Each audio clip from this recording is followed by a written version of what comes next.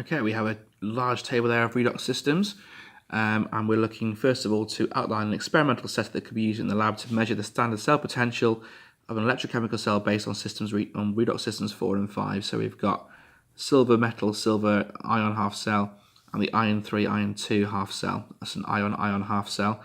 In your answer, you should include details of the apparatus, solutions, and the standard conditions required to measure the cell potential. So you should be getting very familiar with drawing these diagrams now, making sure you get all your labels in, make sure your circuit is complete, and make sure that it's drawn accurately. So I'm going to have my two beakers. I'm going to have my solutions. I'm going to have my salt bridge. Remember to label it. I'm going to have my electrodes. Make sure it's connected to a voltmeter. And it doesn't matter which side you put which. So I'm going to put the silver on this side, so that's going to be silver metal. And in there is silver ions at 1 mole per decimeter cubed. And on this side then will be platinum metal because it's an iron half cell. So in there will be Fe3 plus and Fe2 plus, both at 1 mole per decimeter cubed. Okay. It's asking for standard conditions, so I would state on here as well 298 K, 1 atmosphere or 100 kilopascals pressure. And that will be your 4 marks. An electrochemical cell can be made based on redox systems 2 and 4. The standard cell potential is plus 0.53 volts.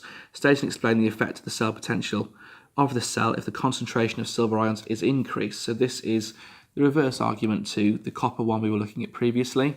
So if we bring back the table again, we're looking at systems 2 and 4. So we've got the dichromate chromium half cell and we've got the silver half cell again. So we've been asked to explain what would happen to the cell potential, so the difference between the two half cells if the silver ions is increased. All right, so let's come back to our table. I'm increasing the concentration of silver ions. That's going to push equilibrium to the right to reduce the concentration. Okay, in doing so then, there'll be fewer electrons being present in the half cell, which means that this is going to become more positive. Okay, the value of the electropotential will become more positive.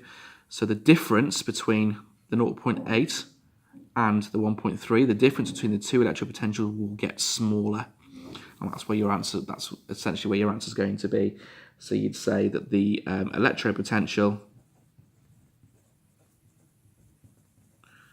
of the silver cell becomes more positive or less negative. Therefore, the cell potential or the difference between two half cells gets smaller. Okay, or the difference is getting less positive. From table 21.1, predict the oxidizing agents or agents that will not oxidize iron 2 to iron 3. So we've got to look at the electrode potentials.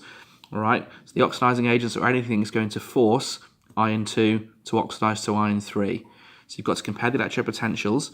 And if you look, all of these values here are all more positive, okay, than the iron 3, iron 2 half cell. So all of these above it will reduce, forcing oxidation of iron 2 to iron 3.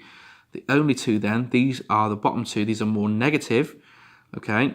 So if these were combined with the iron 2, iron 3 will reduce to iron 2 and cause oxidation of the zinc to zinc 2, and likewise the cerium to cerium 3. So the oxidizing agents here that will not oxidize iron 2 to iron 3 are those two species there. So your cerium 3 and zinc 2. You'd need to state both to get the mark.